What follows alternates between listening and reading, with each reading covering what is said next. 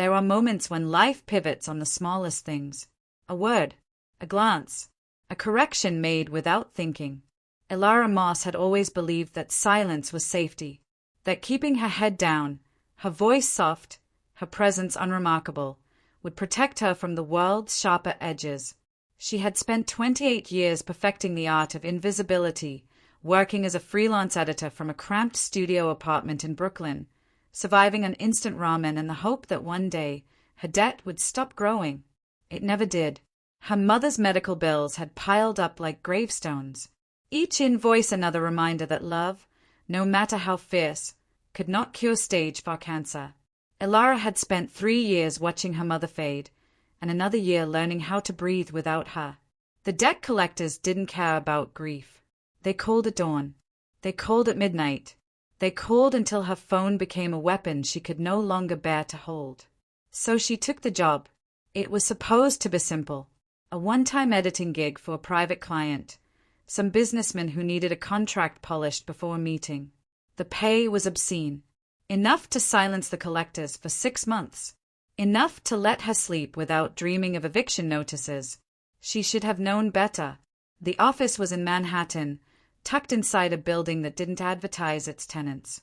The elevator required a keycard. The hallway had no windows.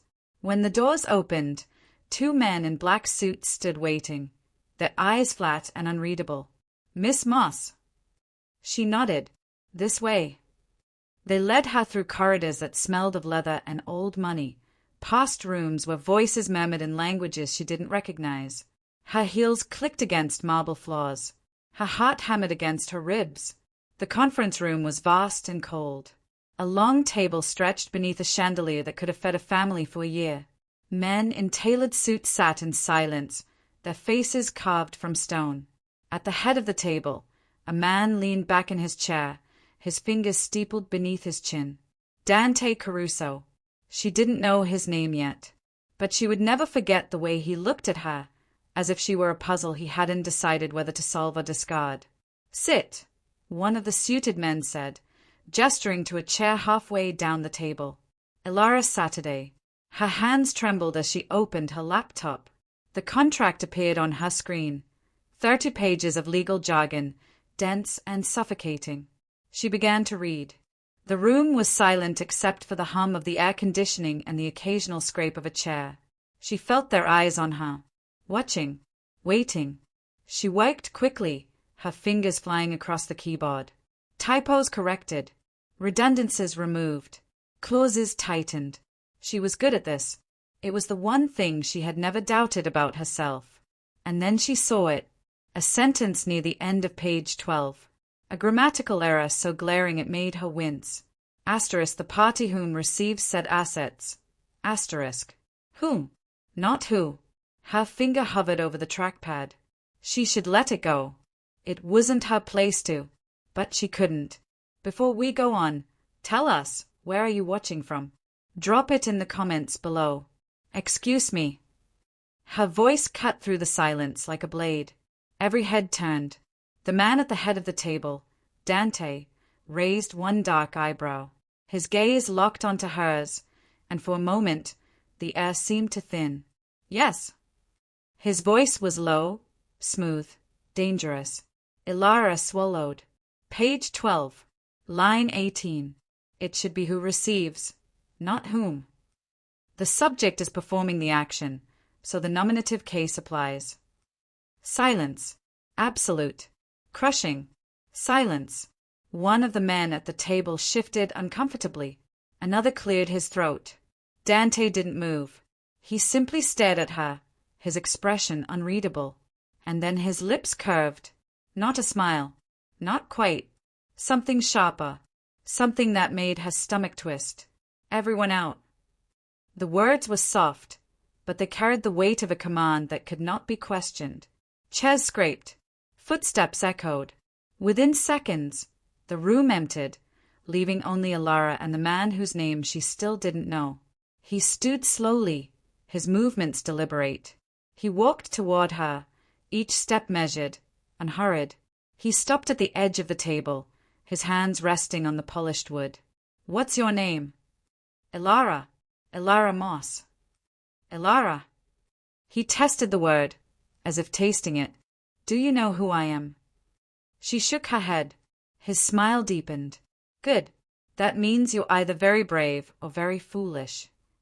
He leaned forward, his eyes never leaving hers. Which is it? She didn't answer. Couldn't. You corrected me, he said softly. In front of my men. Do you understand what that means? Her throat tightened. I was just doing my job. Your job? He laughed, a sound like dark honey. Your job is to be invisible, Miss Moss. To edit quietly and leave. Instead, you spoke. You challenged me. He tilted his head. Why? Because it was wrong. The words left her mouth before she could stop them. His eyes gleamed. Wrong, he repeated. And you couldn't let it stand. No, even though it could cost you. Yes. He studied her for a long moment, and then he straightened. You're either the bravest woman I've ever met, he said quietly, or the most reckless. I'm neither, Elara whispered. I'm just tired. Something shifted in his expression, a flicker of something almost human. Go home, Elara Moss, he said. Finish the contract. Send it to the email you were given. He turned away, his hands sliding into his pockets. And don't correct me again. She should have felt relief.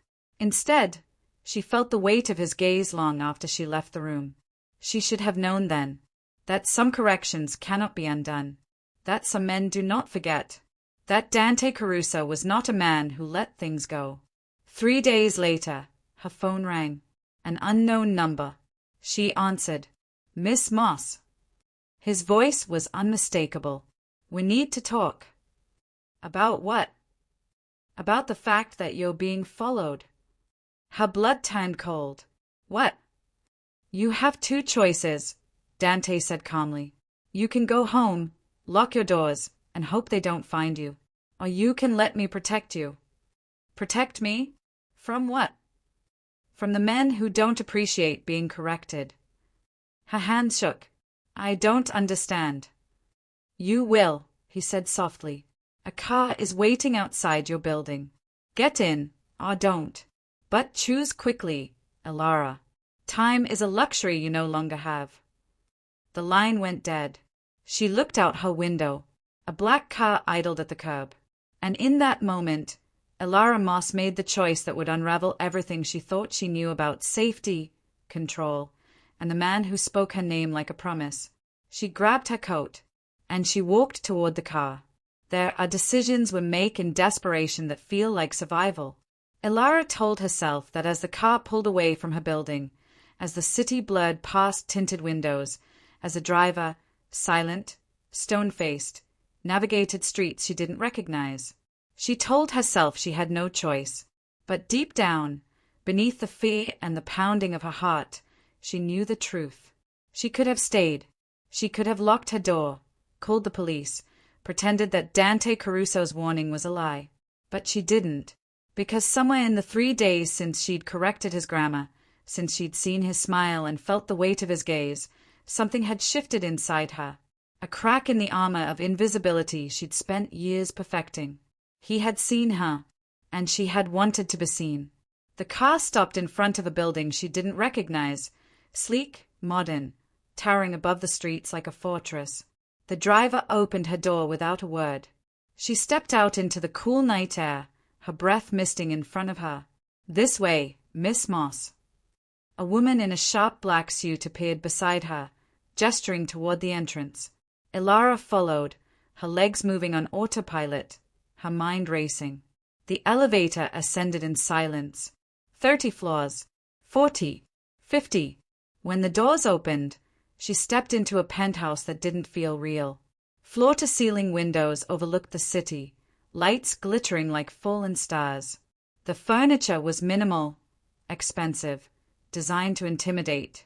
Everything was black and white and chrome, cold, precise, controlled. And in the center of it all, standing with his back to her, was Dante. He turned slowly. You came. It wasn't a question. You said I was being followed, Elara said, her voice steadier than she felt. Was that true? Yes. By who? Men who believe you saw something you shouldn't have. He moved toward her, his footsteps silent on the polished floor. That contract you edited, it wasn't just business, Elara. It was a declaration of war. Her stomach dropped. What? The clause you corrected. His eyes held hers. It changed the terms, shifted the balance of power, made enemies of men who don't forgive easily. But I didn't. I just fixed the grammar. I didn't know. I know. His voice softened, just barely. That's why you're still alive. The words hung in the air between them. What do you mean? If they thought you changed it on purpose, you'd already be dead. He stopped in front of her, close enough that she could see the flecks of gold in his dark eyes. But they think you're just a pawn, a tool I used, which means they'll come for you to get to me. Then why did you bring me here? Her voice rose. Why didn't you just let me disappear? Because I don't let my mistakes get innocent people killed. I'm your mistake. His jaw tightened. You were never supposed to speak. Silence stretched between them, heavy and sharp. How long? She whispered. How long do I have to stay here? Until it's safe. And when will that be? He didn't answer. She understood then. This wasn't temporary. This was captivity dressed as protection. I can't just stay here, she said, her voice breaking. I have a life. I have. Debt collectors calling at 3 a.m.? An apartment you can barely afford. His voice was calm, clinical. You have nothing, Elara. That's why you took the job. That's why you're here. The truth of it hit her like a fist. Your bills are paid, he continued. Your apartment is being watched. Your phone is secure. Everything you need is here. Accept my freedom. His eyes darkened. Freedom is an illusion. Safety is real. Not if I'm a prisoner. You're not a prisoner. His voice dropped, dangerously soft. You're under my protection. There's a difference. Is there? He didn't answer. Instead, he turned and walked toward the windows, his silhouette framed against the city lights. Your room is down the hall, he said without looking at her. Second door on the left. Maria will bring you anything you need. And if I want to leave, then you leave. He glanced over his shoulder. But you won't make it to the elevator. It wasn't a threat. It was a fact. Elara stood frozen, her mind spinning, her heart racing. She should scream. She should fight. She should demand to be let go. But she didn't, because beneath the fear, beneath the anger, was something else. A strange, terrifying sense of relief. For the first time in years, someone else was in control. And God help her, it felt like rest. She walked down the hall. She found the room. She closed the door behind her and leaned against it, her breath coming in short, shallow gasps. The room was beautiful, minimalist. A bed with crisp white sheets, a window overlooking the city, a bathroom that looked like it belonged in a luxury hotel, and on the nightstand, a single note. Asterisk, you're safe here. Asterisk. No signature. She crumpled it in her fist, but she didn't throw it away. That night, she didn't sleep. She lay in the dark, listening to the hum of the city below, wondering how her life had collapsed so completely in the span of a single correction, wondering if Dante Caruso was her captor, or her salvation, wondering why, when she closed her eyes, all she could see was the way he'd looked at her, like she was the first real thing he'd seen in years. If this story has already found a place in your heart, don't forget to like, comment, subscribe, and check the description box below for more stories that stay long after they end. Days blurred together. Elara woke to sunlight filtering through unfamiliar windows. She ate meals prepared by a silent chef. She wandered the penthouse like a ghost, touching surfaces that felt too perfect, too cold.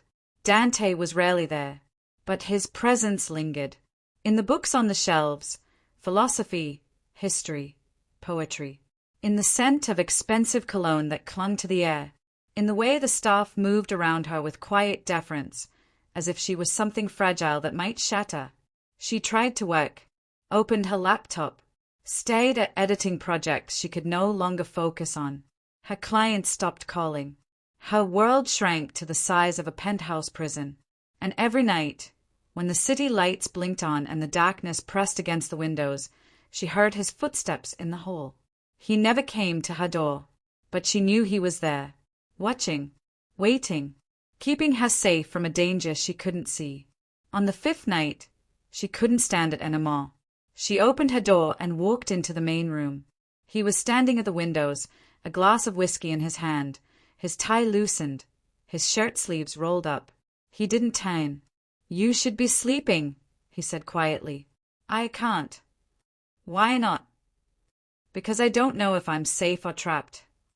He was silent for a long moment. Then he turned to face her. "Both," he said simply. "You're both." There is a particular kind of loneliness that comes from being surrounded by luxury while your soul starves. Elara felt it every morning when she woke in sheets that cost more than her rent. Every afternoon when she stared out windows that framed a city she could no longer touch. Every evening when silence pressed against her like a living thing, heavy and suffocating. Dante was a shadow in her prison. He came and went at odd hours, early mornings when dawn hadn't yet broken, late nights when the city had gone quiet. She heard his voice through walls, sharp and commanding, speaking in Italian to men whose footsteps echoed like ghosts. She saw him briefly, in passing, his eyes meeting hers for seconds before he disappeared again. He didn't speak to her. Not really. Brief exchanges. Necessary words. "Do you need anything?" "No." "Good." And then he was gone. It was maddening. Because she wanted to hate him. Needed to. He had taken her life, folded it into his world without asking, and called it protection. He had made her a bird in a gilded cage, and every kindness, the food, the safety, the silence, felt like another bar locking into place. But she couldn't hate him, because every time she saw him, she saw the exhaustion in his eyes, the weight he carried in the set of his shoulders, the way his jaw tightened when he thought no one was looking. He was as much a prisoner as she was, just in a different kind of cage. 2 weeks passed. Elara stopped counting days. She read the books on his shelves, Dante, Machiavelli, Camus.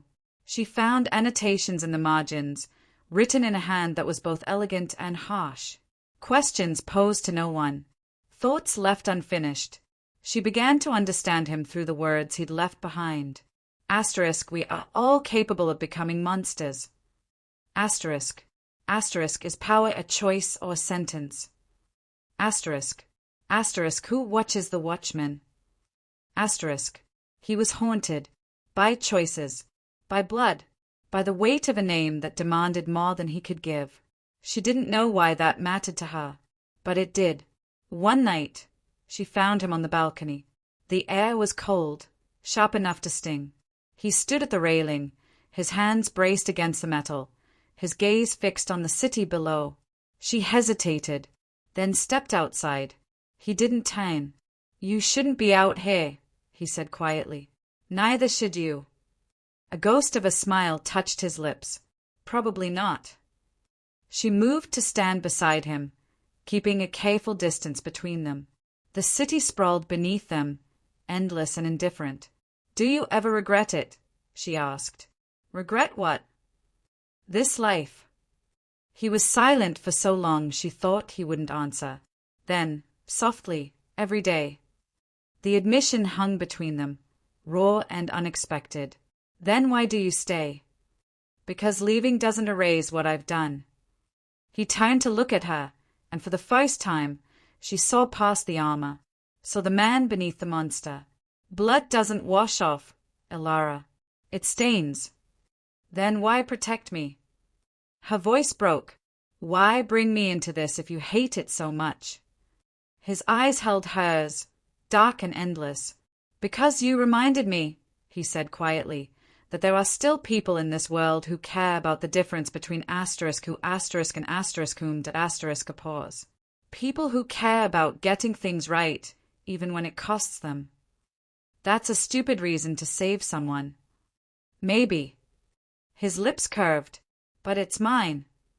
Silence settled between them, softer now, less like a wall and more like a bridge. I'm not a good man, Dante said after a moment. I've done things that would make you run if you knew. I will do more before this is over. But I keep my promises, Elara. And I promised you'd be safe. Even if it means keeping me here. Even then.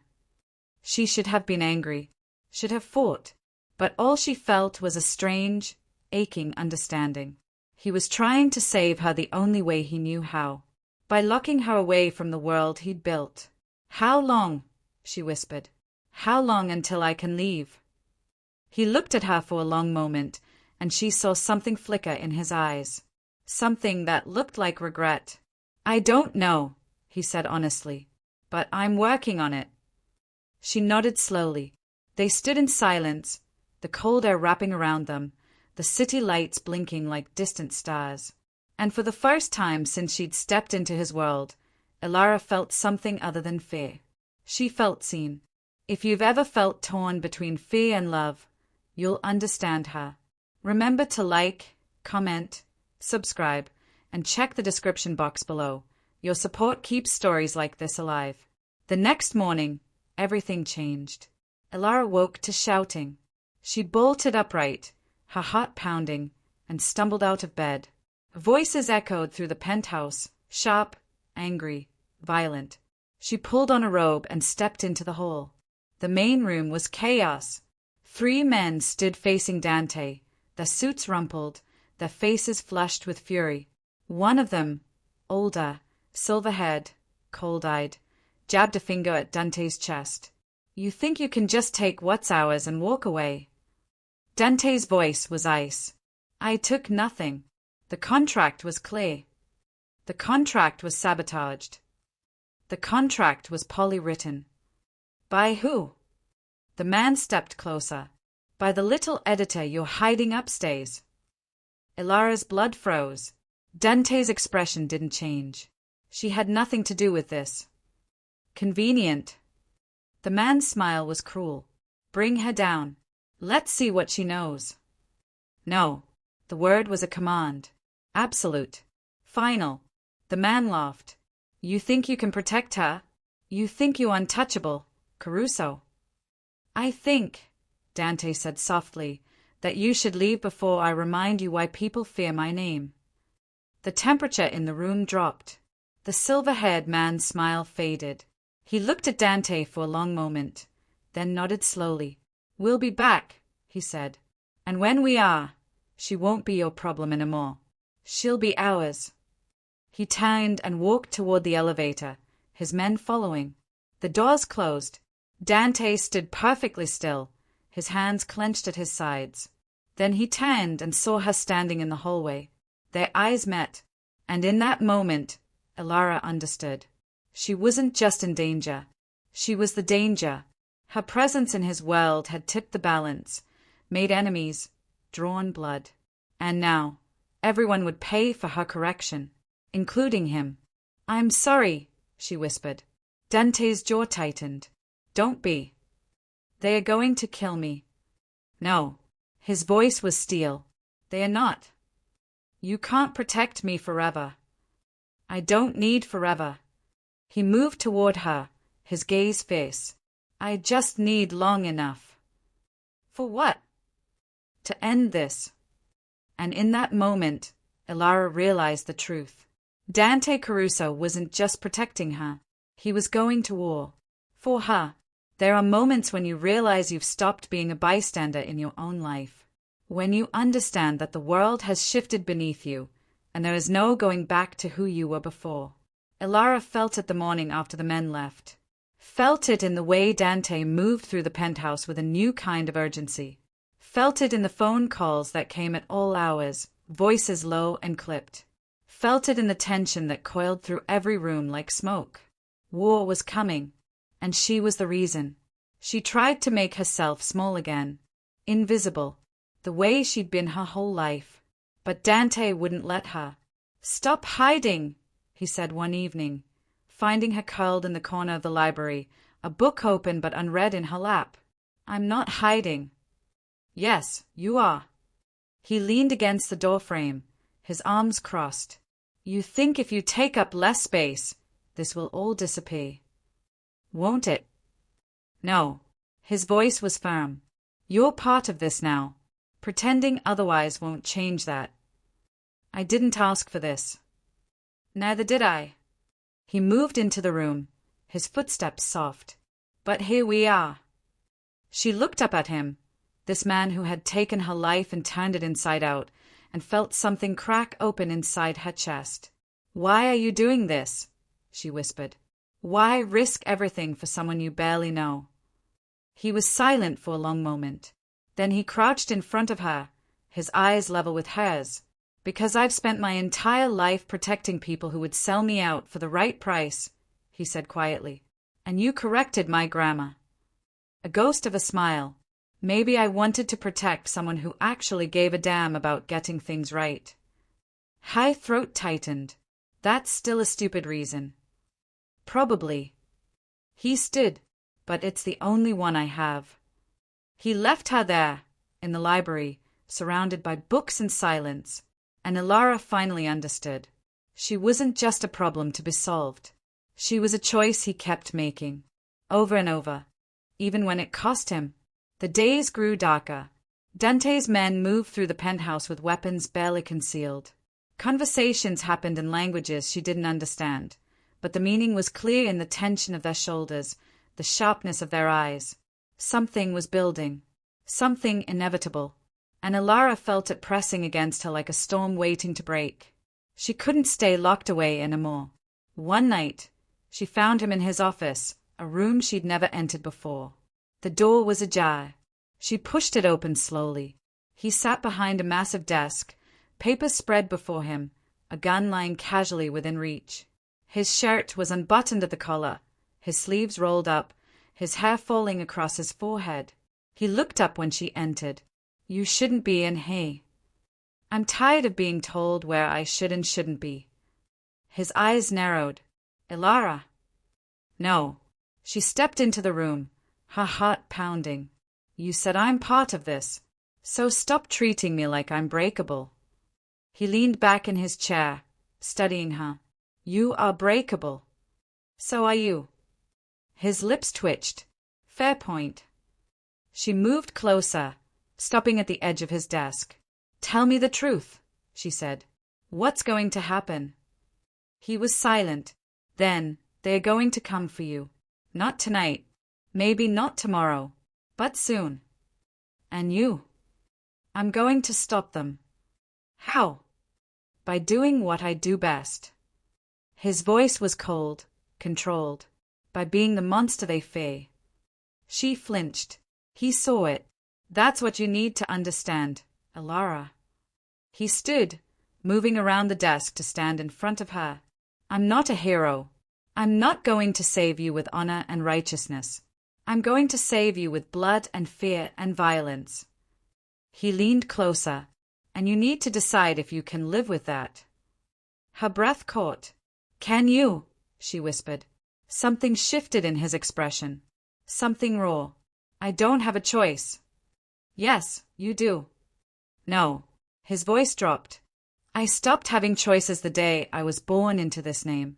The day I learned that power isn't freedom. It's a cage that looks like a throne." He touched her cheek, so gently it made her chest ache. "But you? You still have a choice, Ilara.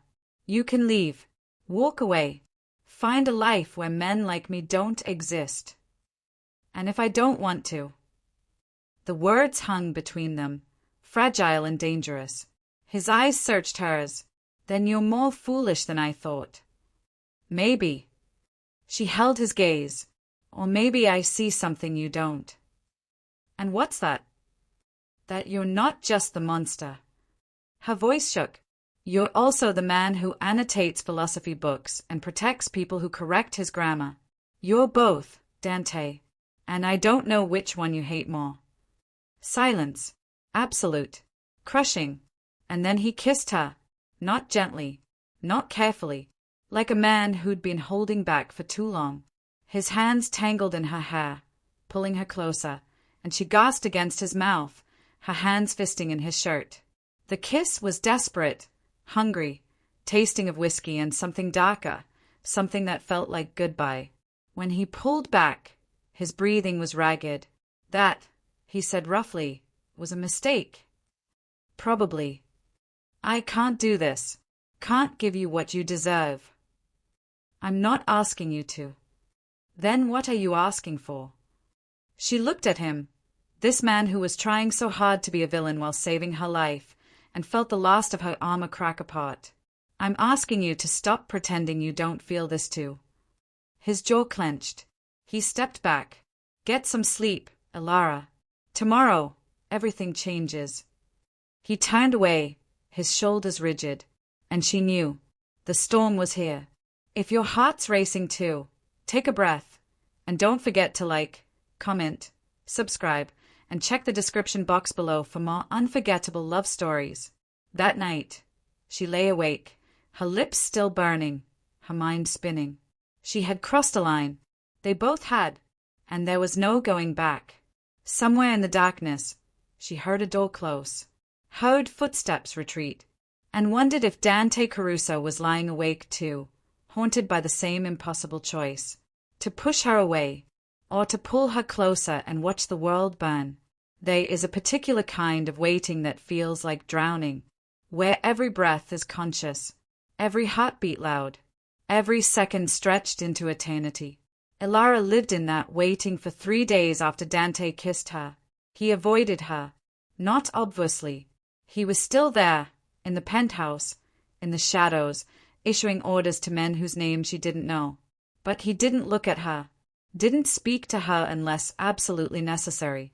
It was worse than the silence before, because now she knew. Now she'd felt his hands in her hair, his breath against her lips, the way he'd kissed her like she was both salvation and damnation. Now she understood what it meant to want someone you couldn't have. And God, she wanted him. It terrified her, because wanting Dante Caruso wasn't just desire, it was surrender. The 3rd day after the kiss, Maria found her in the library. Mr. Caruso asked me to give you this. She handed Elara a small black box. Elara stared at it. What is it? I don't know, miss, but he said it's important. Maria left. Elara opened the box with trembling hands. Inside was a phone. Simple. Buena. Untraceable. And a note. Asterisk if anything happens to me. Call the number saved in this phone. They'll get you out. D asterisk. Her blood turned cold. She found him on the balcony an hour later, standing in the rain. He didn't have a jacket. His shirt was soaked, plastered to his skin, his hair dripping. He looked like a man who'd given up caring. What is this? She held up the phone. He didn't turn. Insurance. Insurance for what? For when I'm dead. The words were so casual, so matter-of-fact, that it took her a moment to process them. You're not going to die. Everyone dies, Elara. Not tonight. Maybe not tonight. He finally looked at her, and his eyes were hollow. But soon. They're coming. Tomorrow, maybe the day after. And when they do, I might not be enough to stop them. Then let me go. Her voice cracked. Let me disappear. If I'm gone, they have no reason to come after you. They'll still come. Why? Because I made them look weak. His voice hardened. Because I chose you over their politics and their pride. Because in their world, that's unforgivable. Then we run. Together. We leave the city, the country, we. I can't run, Elara. He moved toward her, rain dripping from his hair. The only thing holding their world together is fear. If I run, that fear dies, and everyone I've ever protected becomes a target. So you'll die instead. If I have to. That's not protection. Her voice rose, sharp and breaking. That's martyrdom. Maybe. He stopped in front of her. But it's the only way to keep you alive. I don't want to be alive if you're dead. The words left her mouth before she could stop them. Silence. He stared at her, something raw and broken flickering across his face. Don't say that, he whispered. Why not? It's true. Because it can't be. But it is. She stepped closer, rain soaking through her clothes. You think I don't see it? The way you look at me when you think I'm not watching. The way you avoid me because you're terrified of what happens if you don't. Elara. I'm not asking for forever, Dante. I'm not asking for love or promises or life that makes sense. Her voice shook. I'm asking you to stop pretending that keeping me alive is enough. What else is there? Letting me choose. She touched his face, her hand trembling. Letting me decide if I want to stay or go. If I want safety or you. His jaw clenched beneath her palm. You should choose safety. I know. You should walk away and never look back. I know. Then why don't you? She smiled, sad and small. Because I'm tired of being invisible.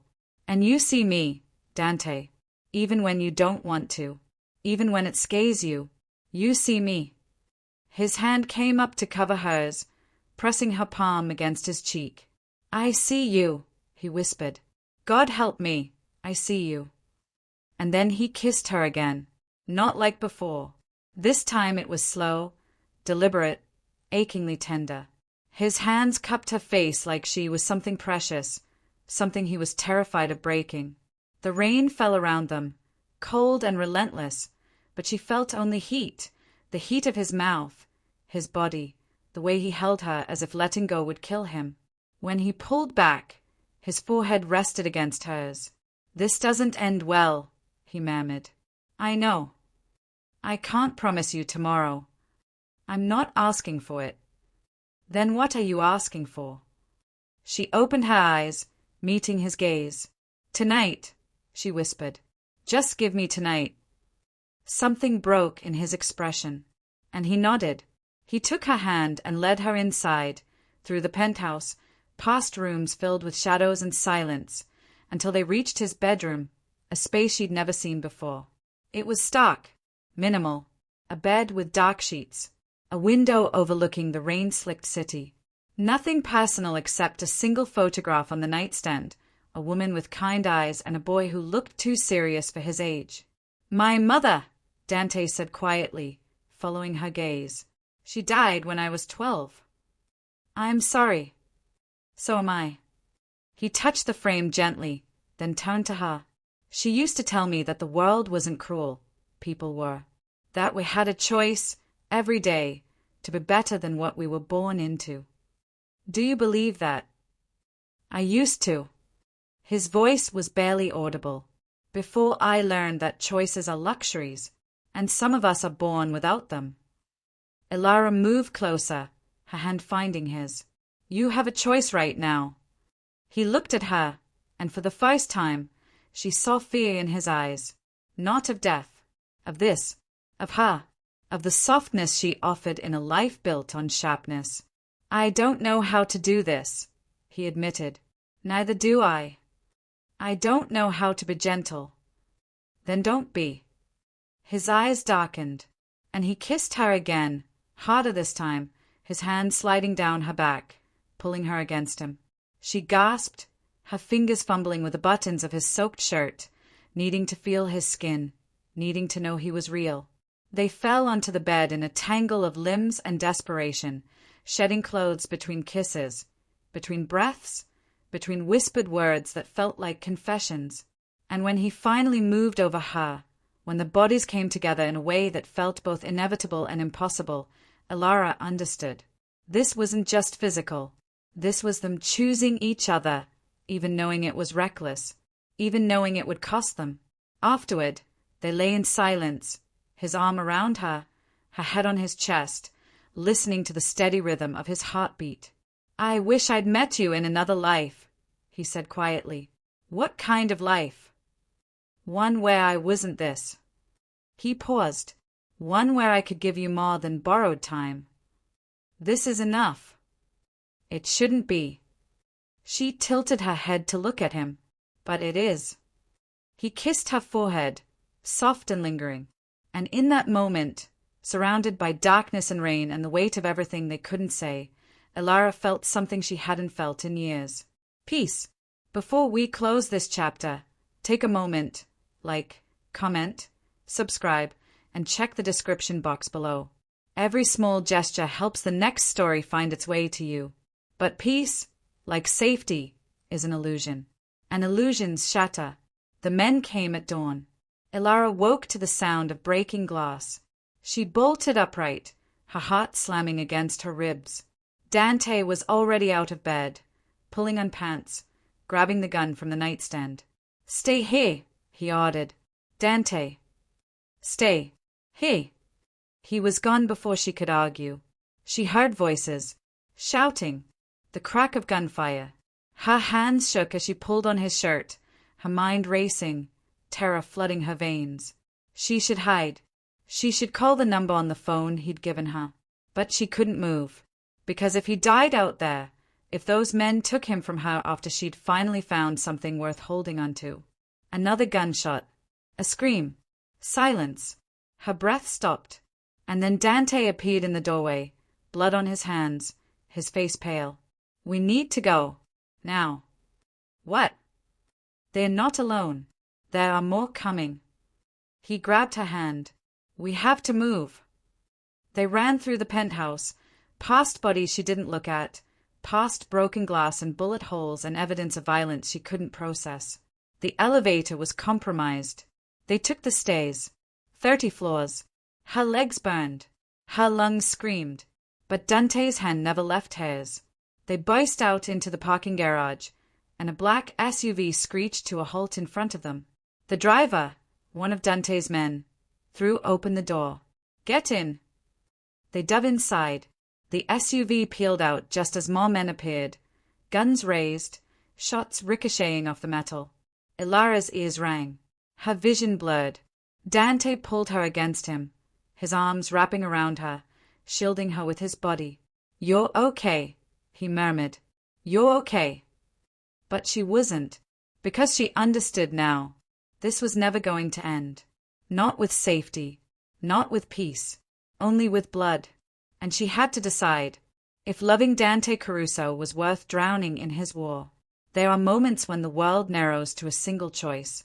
Stay or go. Fight or flee. Love or survive. Elara sat in the back of the SUV, Dante's arms still around her, his heartbeat thundering against her cheek, and knew she was standing at that crossroads. The driver navigated through back streets, alleys, routes that felt designed for escape. No one spoke.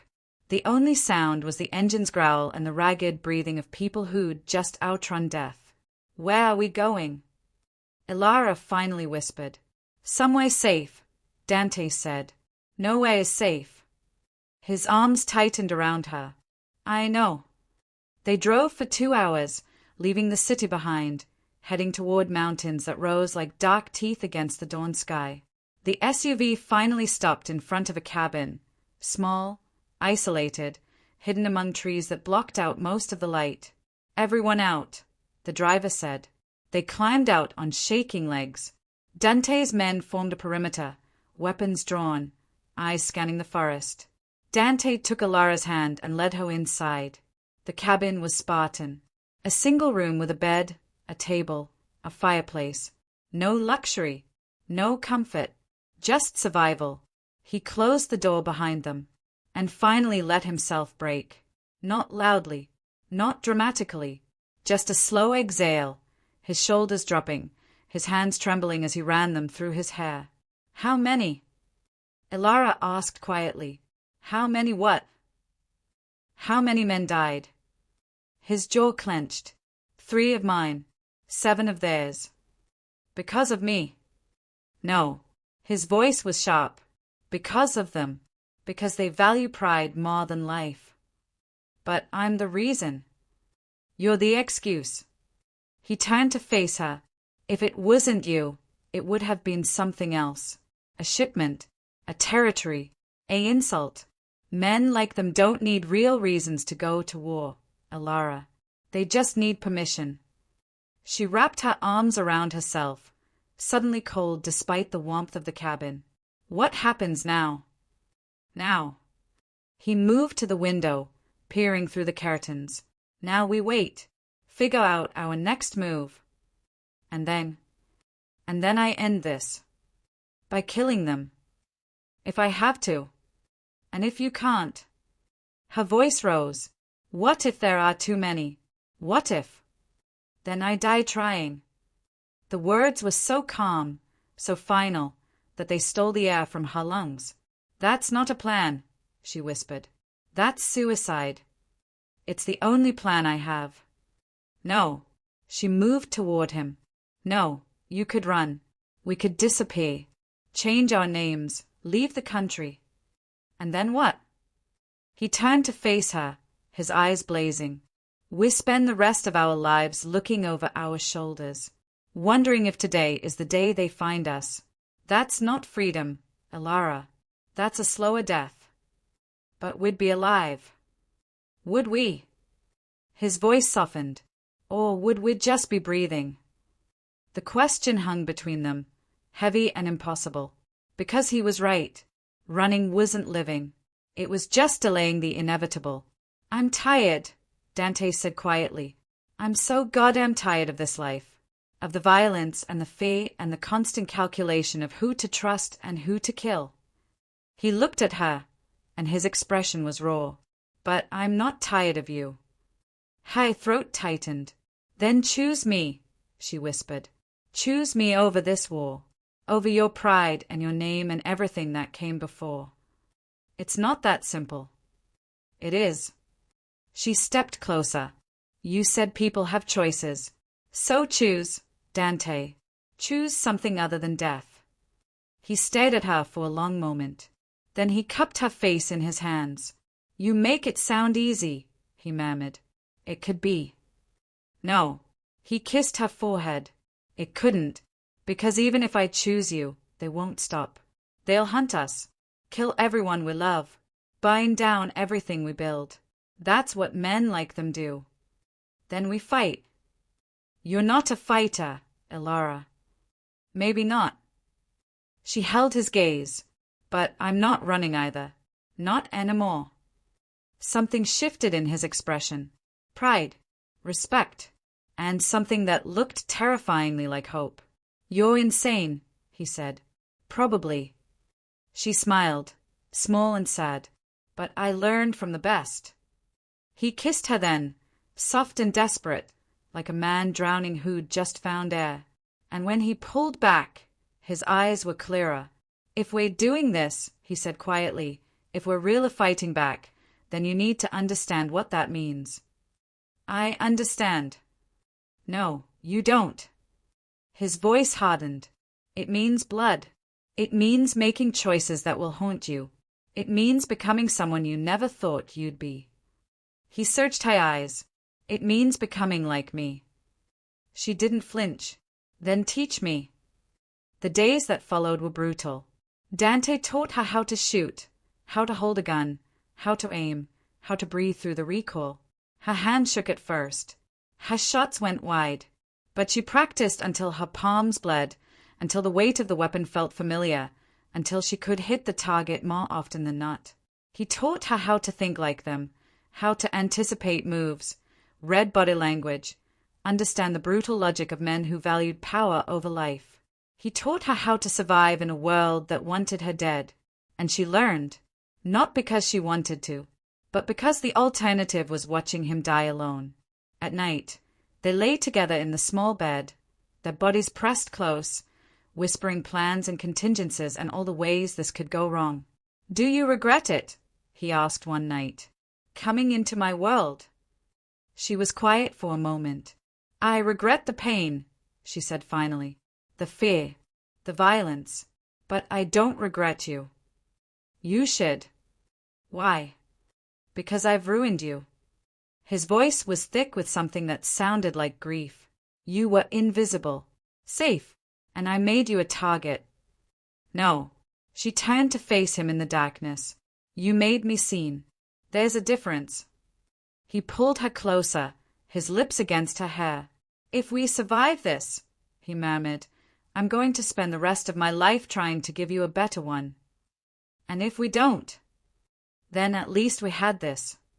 She closed her eyes, memorizing the feel of him, his warmth, his strength, the steady rhythm of his heart. That's enough, she whispered. But it wasn't, and they both knew it. On the 7th day, one of Dante's men burst into the cabin. They found us. Dante was on his feet instantly. How many? 20, maybe more. They'll be here within the hour. Ilara's blood turned cold. Dante looked at her, and for the first time, she saw something that looked like fear. Get the car ready, he told his man. Ilara's leaving. No. She stood. I'm staying. Ilara. I'm staying. Her voice was steel. You taught me how to fight. So let me. This isn't a lesson. His voice rose. This is real. People are going to die. I know. She met his gaze. And if you're one of them, then I'm going to make sure they regret it. He stared at her, something breaking and reforming in his expression. Then he nodded slowly. All right, he said quietly. Then let's end this. They armed themselves, checked weapons, took positions around the cabin, and waited for the war to come to them. If your heart's racing too, take a breath, and don't forget to like, comment, subscribe, and check the description box below for more unforgettable love stories. There is a particular kind of silence that comes before violence, where the world holds its breath, where every sound sharpens, the rustle of leaves, the creak of wood, the thunder of your own heartbeat. Ilara crouched behind the cabin's window, a gun in her trembling hands, and lived in that silence. Dante was across the room, his posture calm, controlled, betrayed only by the tension in his jaw. His men flanked the doors, weapons ready, faces grim. They all knew what was coming. The only question was who would survive it. Remember, Dante said quietly, his eyes finding haze across the room. You don't have to be perfect. You just have to be alive. She nodded. Her throat was too tight for words. The first sound was distant.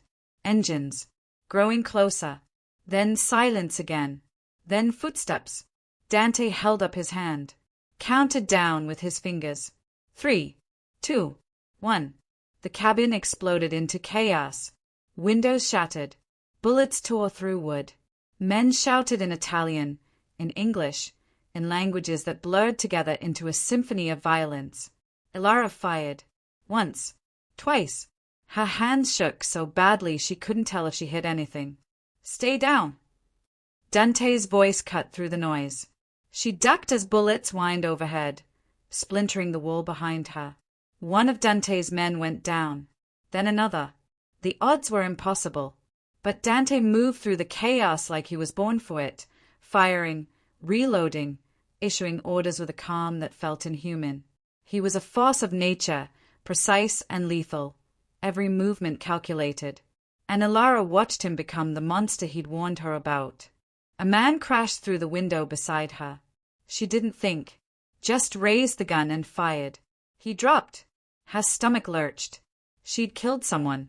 The thought tried to take root, tried to drag her under, but Dante's voice cut through. Ilara, behind you. She spun. Another man, gun raised. She fired first.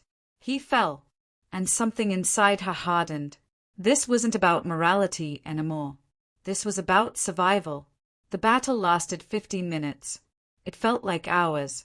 When the gunfire finally stopped, when the last body hit the ground, Ilara's ears rang with silence. She looked around the cabin. Blood everywhere. Bodies of men she didn't know. Dante's men, some standing, some fallen. And Dante. He stood in the center of the room, blood on his shirt, his gun still in his hand, his chest heaving. Their eyes met. He crossed the room in 3 strides and pulled her against him, his hands shaking as they ran over her, checking for wounds. Are you hurt? No, no, Her voice broke. I killed them. I killed.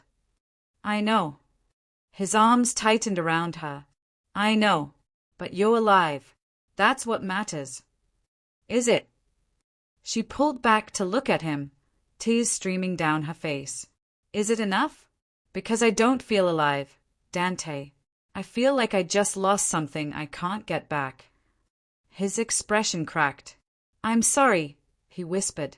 God, Elara, I'm so sorry. You were never supposed to. It's done. She wiped her eyes roughly. It's done, and we're still here, and that has to mean something. He cupped her face in his bloody hands. It means everything, he said hoarsely. It means we fight for what comes next. And what does come next? We end this. His eyes burned. We find the man who started this war, and we end it. How? By doing what they don't expect. A grim smile touched his lips, by giving them exactly what they want. She didn't understand, but she trusted him, and that, she realized, was perhaps the most dangerous thing of all. They left the cabin that night, under cover of darkness, Dante's remaining men forming a protective convoy around them. They drove back to the city, not to the penthouse, to somewhere older, darker, a warehouse district where the street lights flickered and died. Dante led her into a building that smelled of rust and abandonment. In the center of the space, tied to a chair, was the silver-haired man from the penthouse, the one who'd threatened her, the one who'd started this war. He looked up as they entered, blood crusting his lip, his eyes hard. Caruso, he said, come to kill me. Not yet. Dante stopped in front of him. First, you're going to make a call. To who? Everyone. Dante's voice was cold. You're going to tell them that the war is over, that I've agreed to your terms, that the girl is gone, and the contract stands as written. The man laughed. Why would I do that? Because if you don't, I'll kill everyone you love. Dante leaned closer. Your wife, your children, your grandchildren. I'll erase your bloodline from existence, and I'll make sure you live long enough to watch. The laughter died. You're bluffing. Am I? Dante's smile was terrible. Ask yourself, what have I got to lose? You've already taken everything. My men, my safety, my peace. His eyes flicked to Elara. You've made her into someone she never wanted to be.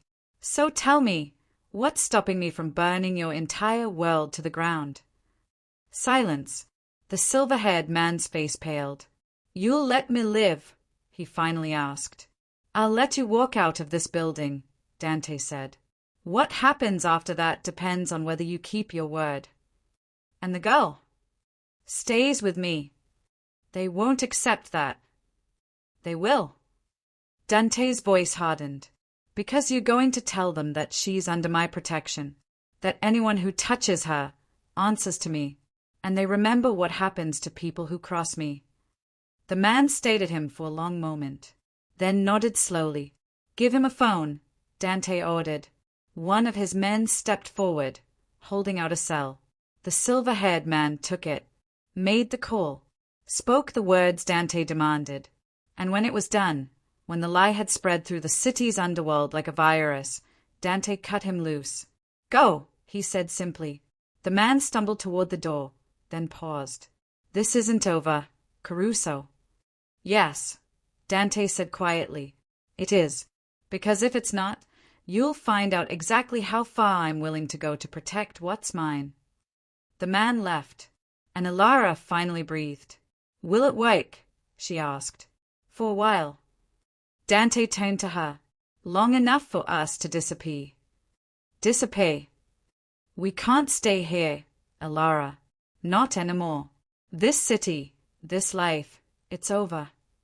Then where do we go? He took her hand. Anywhere you want. She looked at him, this man who'd destroyed her old life and built something new from the ashes, and felt something settle in her chest. Not peace, Not quite, but the beginning of it. Somewhere quiet, she said. Somewhere far from all of this. Done. They walked out of the warehouse together, into a night that felt less like an ending and more like a door opening. And for the first time in weeks, Elara allowed herself to hope that maybe, just maybe, they could build something from the ruins. Something that looked like freedom. There is a particular kind of exhaustion that comes after war. Not physical. Not entirely. It's the exhaustion of a soul that's been stretched too thin, pulled in directions it was never meant to go, forced to carry weights it wasn't designed to hold. Elara felt it in the days after they left the city. Dante had secured them passage on a cargo ship, anonymous and traceable, heading toward the Mediterranean.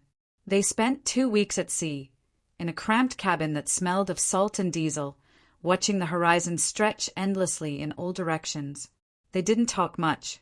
There was too much to say, and no words adequate to contain it. Instead, they existed in a strange, fragile peace, holding each other at night, watching the sun rise and set over water that looked like liquid glass, trying to remember who they'd been before the bullets and the blood. Do you think we'll ever feel normal again? Elara asked one evening, as they stood on deck watching the sunset paint the sky in shades of fire. Dante was quiet for a long moment. I don't know what normal feels like, he admitted. I was born into this world. I've never known anything else. Then maybe we get to define it. She looked at him. Maybe normal is whatever we decide it is. A ghost of a smile touched his lips. That sounds dangerous. Everything about us is dangerous. Fair point. They landed in a small coastal town in Greece, where white buildings climbed hillsides like stairs to heaven, and the sea was so blue it hurt to look at. Dante had arranged for a house, small, secluded, perched on a cliff overlooking the water. It was nothing like the penthouse, nothing like the cabin. It was simple and sun-bleached and perfect. Is this real? Elara asked, standing on the terrace, feeling the wind in her hair. As real as anything we've ever had, Dante said. They tried to build a life there, tried to be normal. Elara learned Greek from the old woman who ran the market down the hill. Dante learned how to fix the plumbing when it broke, how to cook meals that didn't come from a private chef, how to exist without weapons always within reach. They took walks along the beach at sunset, swam in water so clear they could see their own shadows on the sand below, made love in the afternoon when sunlight flooded through open windows and made everything feel blessed. And for a while, it was enough. But the past is patient. It waits. 3 months after they arrived, Elara woke to find Dante standing on the terrace in the darkness, a phone pressed to his ear, his voice low and urgent. When he hung up, his hands were shaking. She knew before he spoke. They found us. Her heart stopped. How? Does it matter? He turned to face her, and his eyes were hollow. They are coming. We have maybe 2 days. Then we run again. To where? His voice cracked. There's nowhere left, Elara. Nowhere they won't eventually find us. Then we fight. With what? 2 guns and hope. He laughed, bitter and broken. We got lucky once. Lightning doesn't strike twice. She moved toward him, taking his hands in hers. Then what do you want to do? He looked at her for a long moment, and she saw it in his eyes. Defeat. Not the kind that comes from losing a battle. The kind that comes from realizing the war was unwinnable from the start. I want, he said quietly, to give you a chance. What does that mean? It means I turn myself in. I go back. Face them. Make a deal. What kind of deal? The kind where you walk away free, and I don't. No. Her voice was steel. Absolutely not. Elara. No. She stepped back, her hand shaking. You don't get to make that choice for me. We're in this together. You were never supposed to be in this at all. His voice rose. You were supposed to edit a contract and go home. Instead, I dragged you into hell, made you kill people, turned you into someone you never wanted to be. And for what? So we could have 3 months of pretending. It wasn't pretending, she whispered. It was real. It was the most real thing I've ever had. Then let me give you more. He cupped her face. Let me give you a life. A real one. Without running. Without fear. Without you. Tears streamed down her face. That's not a life, Dante. That's just existence. And I'm done existing. He closed his eyes, his forehead pressing against hers. I don't know how to save us both, he whispered. Then we find a way together.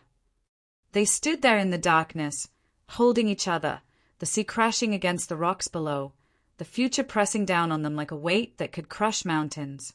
And in that moment, Elara made a choice. I have an idea, she said quietly. What kind of idea? A stupid one.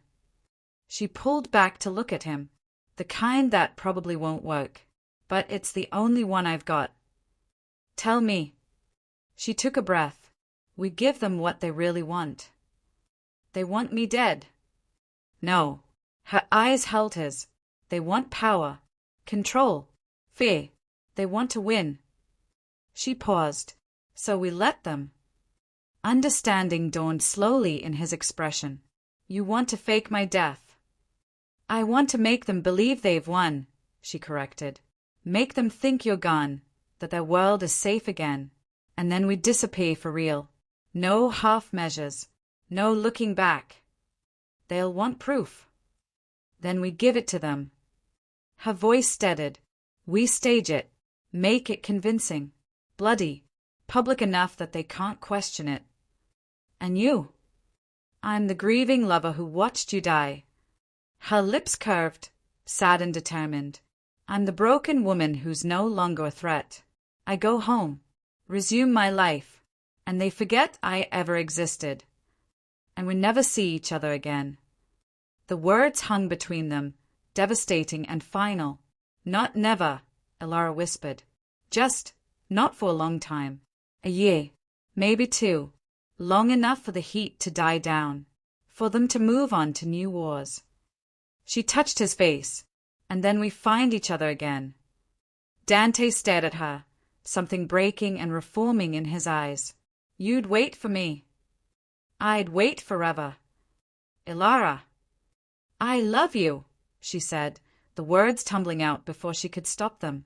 I don't know when it happened. Maybe the night you kissed me in the rain. Maybe the moment you told me I wasn't invisible. Maybe the first time I corrected your grammar and you looked at me like I was the most fascinating thing you'd ever seen. Her voice shook. But I love you, Dante Caruso. And I'm not losing you to this. Not when we have a chance. He kissed her then, desperate and tender and tasting of salt. From the sea or their tears, she couldn't tell. I love you too, he murmured against her lips. God help me, I love you. Then help me do this, she whispered. Help me save us. He pulled back, his eyes searching hers, and slowly, he nodded. All right, he said. Let's die. They spent the next day planning. Every detail, every contingency. It had to be perfect, because they wouldn't get a second chance. By nightfall, they were ready. Dante made the call, told them where to find him, and then he kissed Elara one last time. 2 years, he said against her hair. No matter what happens, no matter how hard it gets, you wait 2 years. I promise. And then we build the life we were always meant to have. He smiled, sad and beautiful. I'll hold you to that. And then he walked into the night, toward the end they'd scripted, toward the death that would set them free. Elara watched him go, her heart shattering and reforming with every step, and prayed that their plan would work, that in pretending to lose everything, they'd finally win. There are lies we tell the world, and lies we tell ourselves. The line between them blurs when survival demands both. The explosion happened at midnight. Elara heard it from the boat Dante had secured for her, 2 miles offshore. Saw the flash of light bloom across the hillside where the house had stood. felt the shockwave roll across the water like the breath of God, and screamed, not because it wasn't planned, but because seeing the death they'd orchestrated, made it feel terrifyingly real. The boat's captain, one of Dante's few remaining loyal men, pulled her back from the railing. "It's done," he said quietly. "He's gone." But he wasn't. That was the plan. Dante had rigged the explosion to look catastrophic, had left enough evidence to satisfy even the most suspicious investigators. Blood from a medical contact, dental records doctored to match, a body, not his, but close enough, burned beyond recognition. And he disappeared into the chaos, carried away by men who owed him debts that ran deeper than loyalty. Elara knew this, had helped plan every detail. But knowing didn't stop the grief that tore through her as the boat pulled away from the burning coast. Didn't stop her from collapsing in the cabin, her body racked with sobs that felt like they might split her apart. Because even if Dante was alive somewhere, even if the plan had worked perfectly, she wouldn't see him for 2 years, 730 days, an eternity measured in heartbeats and held breath. The boat delivered her to Italy, where she caught a flight back to New York under a passport Dante had arranged. Back to a city that felt alien now, full of people who'd never held a gun, never watched someone die, never loved someone enough to fake their death. She went back to her apartment. It was exactly as she'd left it, dust-covered, silent, small, a life she no longer fit into. But she'd promised, so she tried. She picked up editing contracts again, reached out to old clients, built her business back piece by piece. She paid off her mother's medical debt with money Dante had left her, untraceable, carefully laundered, more than enough. She went to therapy, though she couldn't tell the therapist the truth. Just talked around the edges of trauma, using words like loss and grief and complicated relationship. She learned how to sleep without feeling his arm around her, how to wake without reaching for him in the dark, how to exist in a world where Dante Caruso was dead, and no one but her knew the truth. The first year was agony. Every day felt like drowning.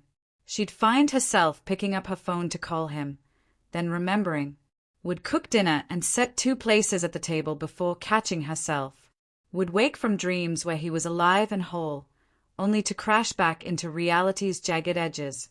The authorities came once, 6 months after the explosion, asked her questions about Dante, about their relationship, about whether she knew anything about his business. She'd played the part perfectly, the broken lover, the naive girl who'd fallen for the wrong man. Tears on cue, trembling hands, confusion and grief, and just enough anger to make it believable. They'd left satisfied, and she'd locked herself in her bathroom and vomited until there was nothing left.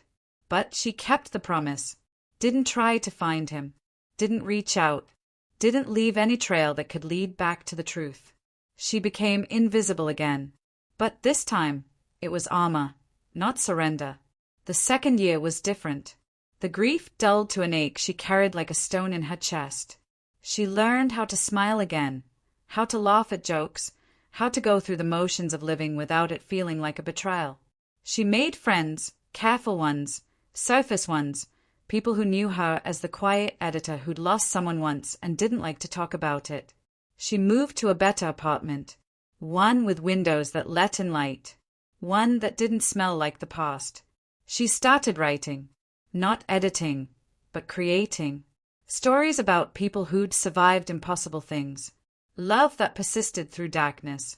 Hope that refused to die. She published them under a pseudonym, and they found an audience. People who'd also loved and lost. Who understood that some stories don't have clean endings, just pauses between chapters. She built a life, not the one she'd planned, not the one she'd dreamed of as a girl who thought safety meant invisibility, but a life nonetheless. And every night, before she slept, she counted. 730 days, then 700, then 500, then 300, then 100. Each number a promise kept. Each sunrise a step closer to him.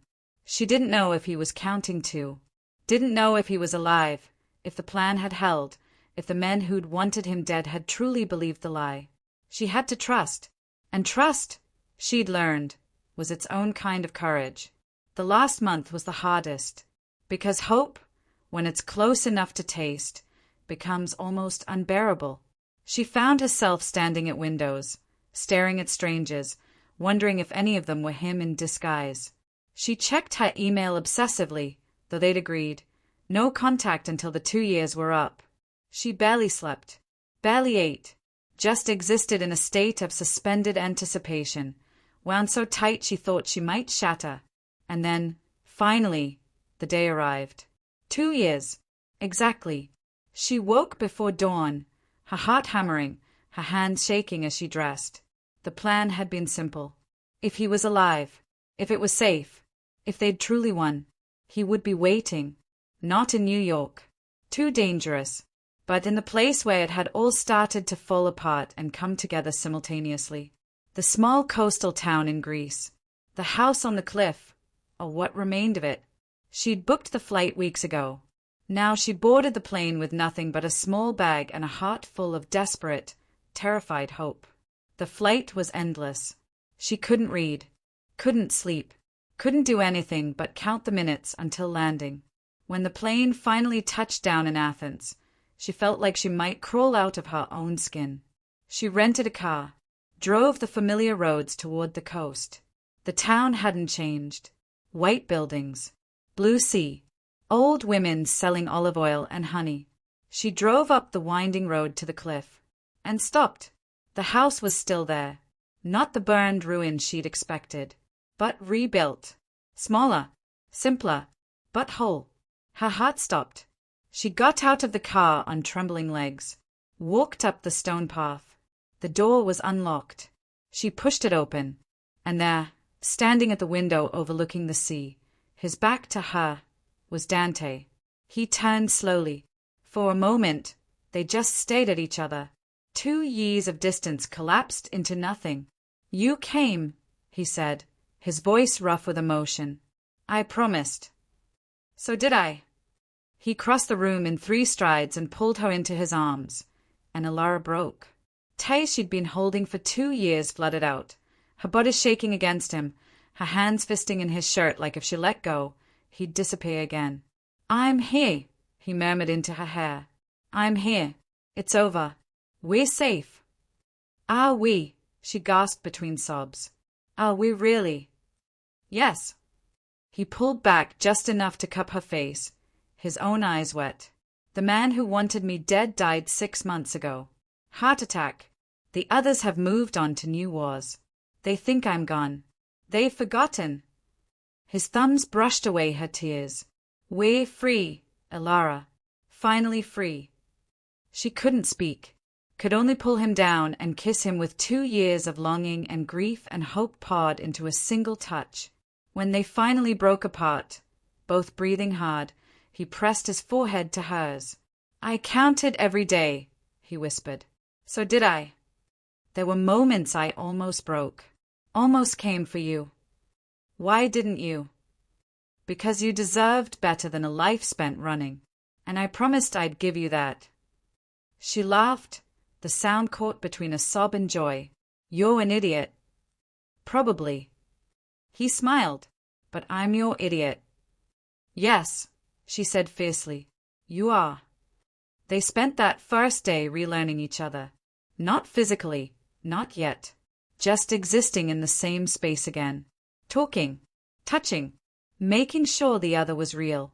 Dante told her about his 2 years. How he'd hidden in Eastern Europe, working construction under a false name. How he'd lived in a 1-room apartment and learned what it meant to be nobody. How he'd rebuilt this house with his own hands, piece by piece, waiting for the day she'd walk through the door. Elara told him about her writing, her grief, the way she'd survived by building a life so different from their shared past that it felt like living in a stranger's skin. "Did you ever doubt," he asked as they sat on the terrace watching the sunset, "that I'd be here?" "Every day," she admitted, "but I chose to believe anyway." "That's the bravest thing you've ever done." "No." She took his hand. The bravest thing I ever did was correct your grammar." He laughed, really laughed, and the sound was so beautiful it made her chest ache. "I'm going to spend the rest of my life making sure you never regret that," he said. "I don't need the rest of your life." She leaned into him. "Just today, and then tomorrow, and then the day after that. You'll have them all."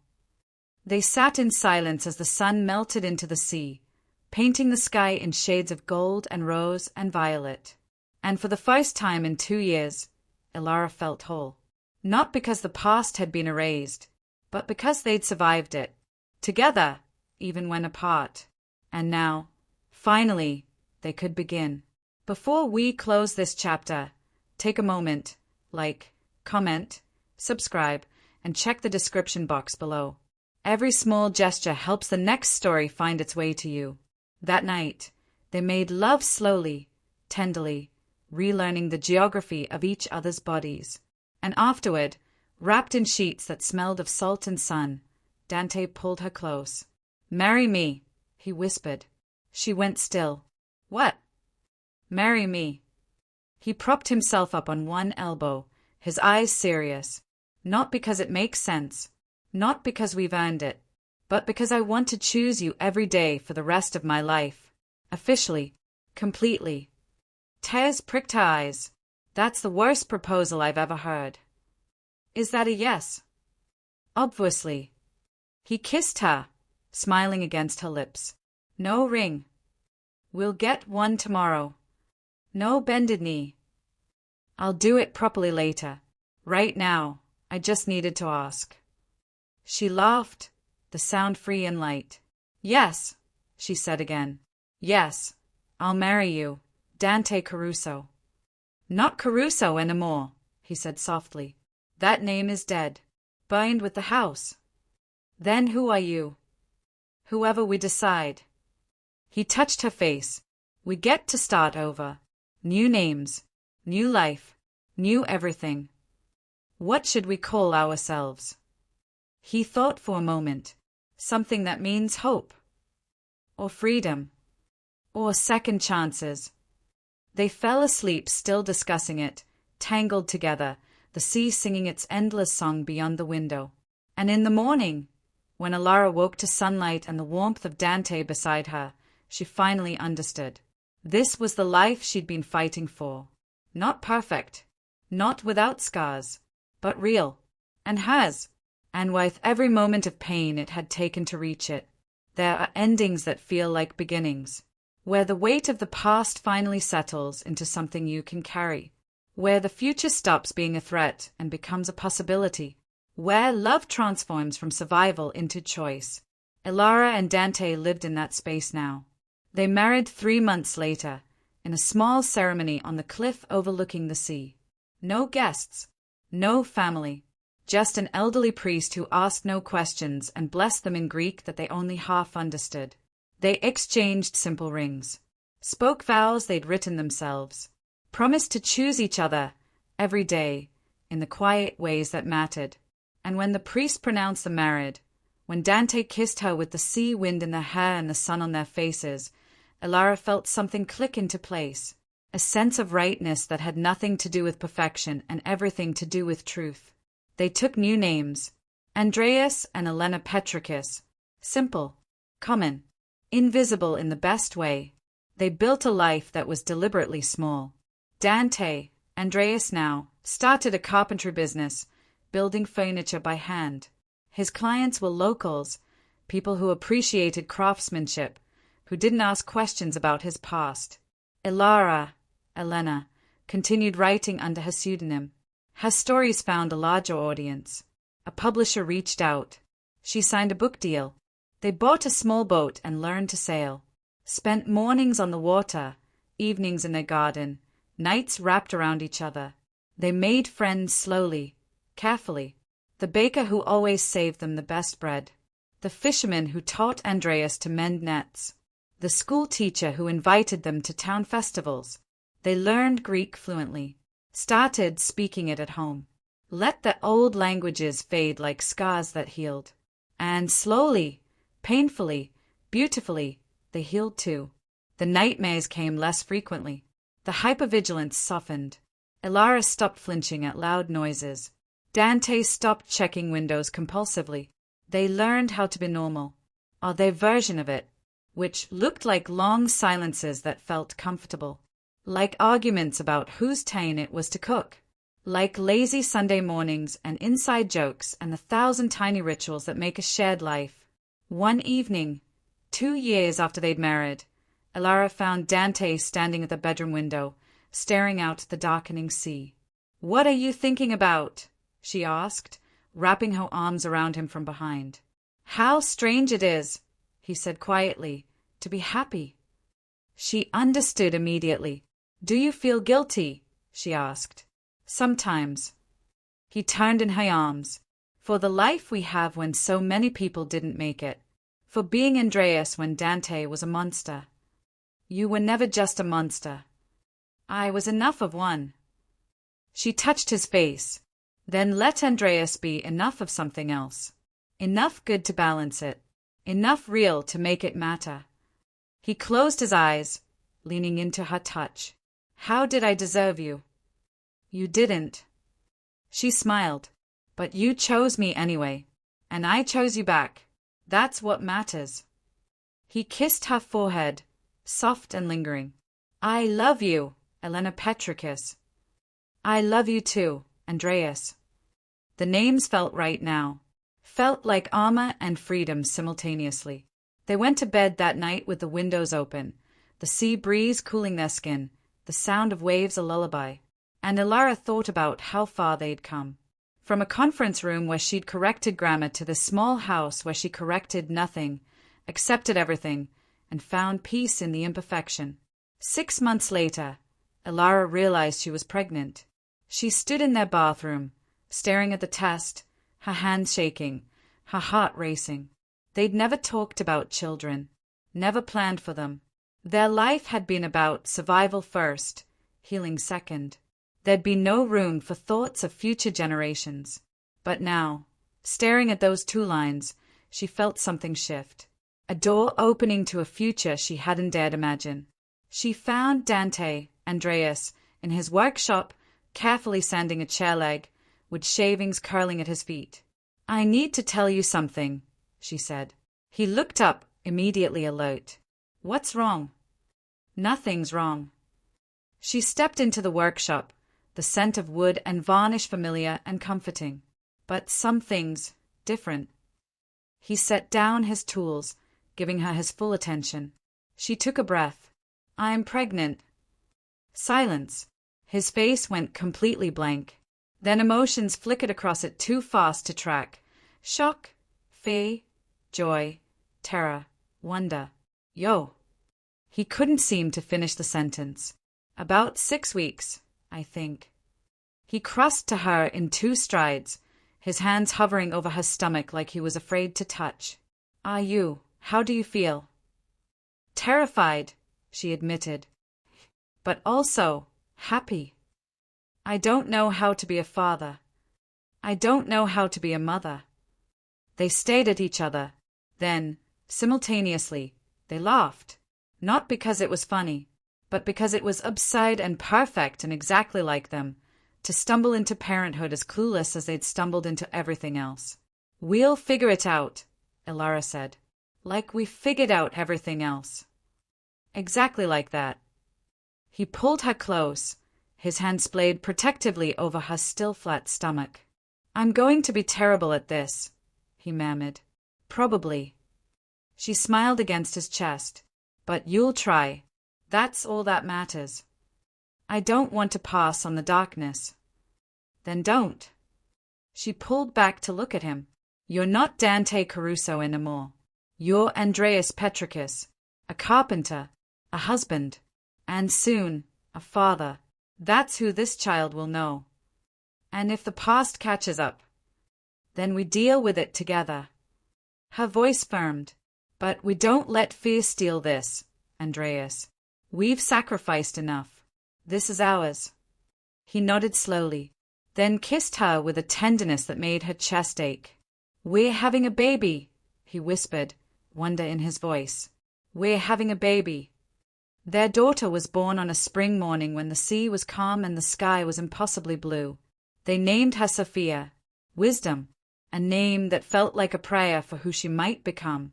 Elara held her in the hospital room, this tiny perfect creature with dark hair and searching eyes, and felt the last piece of her old life fall away. She wasn't Elara Moss anymore. Wasn't even Elena Petrikis, not really. She was a mother now, and that identity, more than any other, felt like coming home.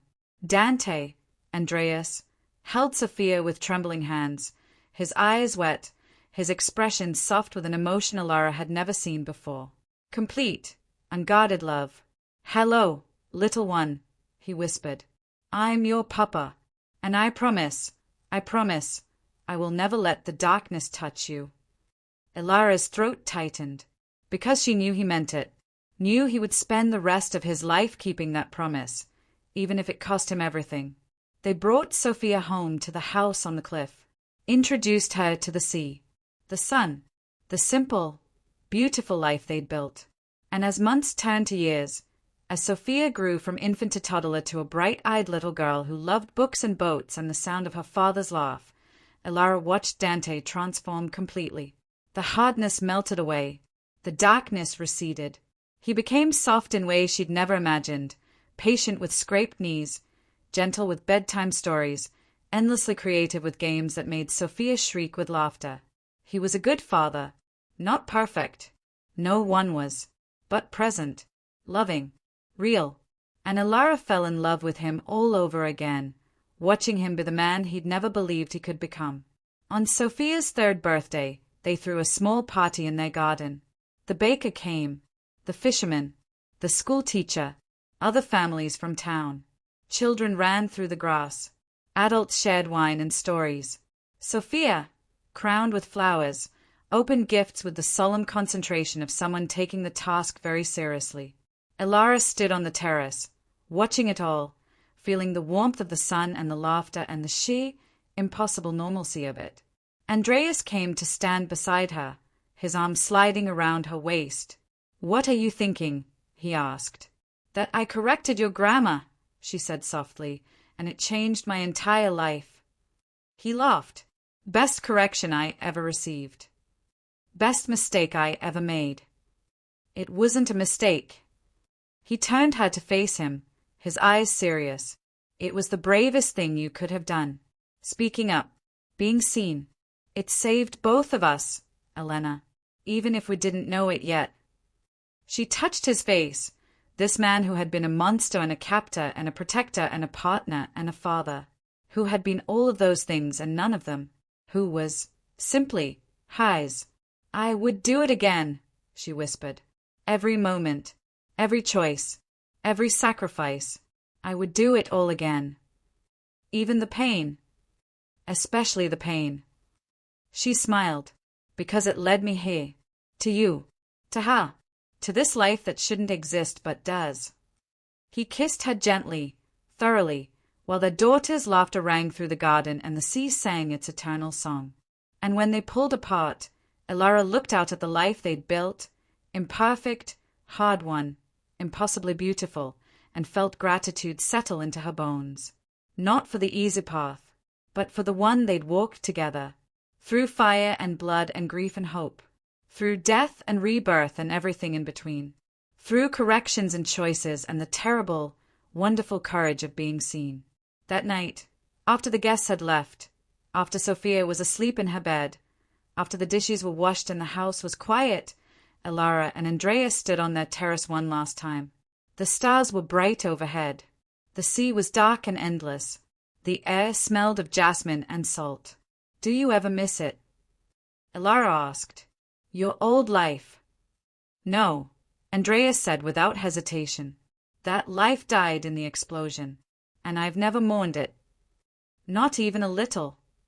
Not even a little." He pulled her closer. "That life was power without purpose.